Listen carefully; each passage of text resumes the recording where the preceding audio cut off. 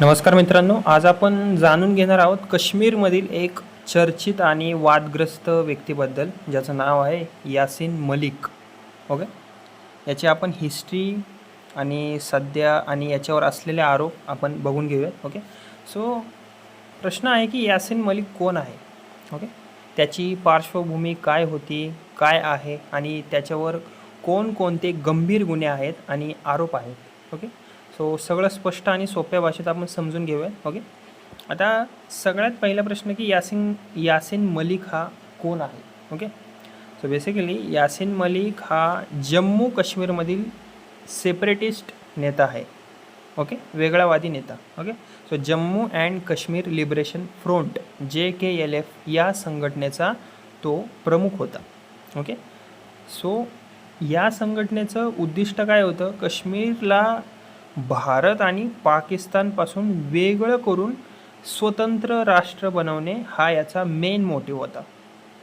Okay, आता जर सांगायचं झालं तर सुरुवातीची वर्ष लाईक 1980च्या उत्तरार्धात आणि 1990च्या दशकात काश्मीरमध्ये दहशतवादी कारवाया थोड्याशा वाढल्या होत्या. ओके, सो त्या काळात यासिन मलिक, ओके, हा जो नेता आपण म्हणतोय ना, ह्या सक्रिय झाला होता दहशतवादी कारवायांमध्ये. ओके, सो काही वर्षांनी त्याने अहिंसक मार्गाने संघर्ष करण्याचा दावा तर केला. ओके, पण त्याच्यावर असलेले आरोप तर वेगळंच सांगतात. ओके, परंतु त्याच्यावरील जुन्या गुन्ह्यांचे तपास सुरूच राहिले. ओके, आता त्याच्यावरील आरोप आणि गंभीर गुन्हे कोणते कोणते होते ते आपण एक एक करून बघून घेऊया. ओके, सो बेसिकली पहिला आरोप होता त्याच्याकडे दहशतवादी वित्त पुरवठा. ओके, सो टेरर फंडिंग केस.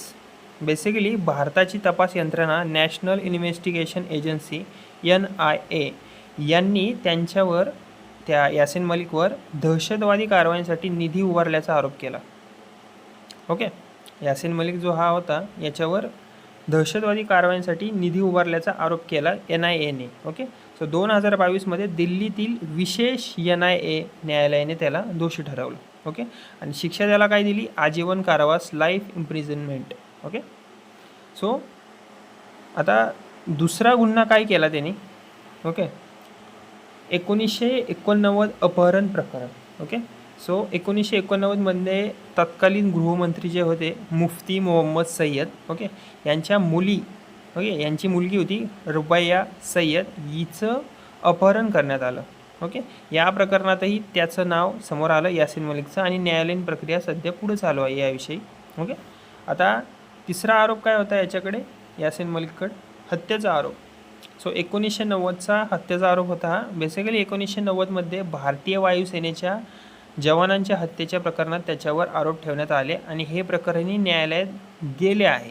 ओके, आता जर सध्याची परिस्थिती सांगायची झाली तर सध्या यासिन मलिक दिल्लीतील तिहार जेल येथे आजीवन कारावासाची शिक्षा भोगत आहे सध्या तरी. ओके, सो 2022मध्ये NIA कोर्टाने UAPA आणि इतर कलमांखाली दोषी ठरवत आजीवन कारावासाची त्याला शिक्षा दिली. ओके, सो मित्रांनो, यासिन मलिक हा काश्मीरमधील वेगळावादी चळवळीतील एक प्रमुख चेहरा राहिला होता. त्याच्यावर दहशतवादी निधी, अपहरण आणि हत्येचे गंभीर आरोप सिद्ध झाले आहेत आणि 2022मध्ये त्याला आजीवन कारावासाची शिक्षा सुनावण्यात आली. ओके, जर तुम्हाला अशाच करंट अफेअर्स आणि स्पर्धा परीक्षांसाठी महत्त्वाच्या विषयांवर माहिती हवी असेल तर माझ्या व्हिडिओला लाईक करा, चॅनलला माझ्या सबस्क्राईब करा. ओके, धन्यवाद.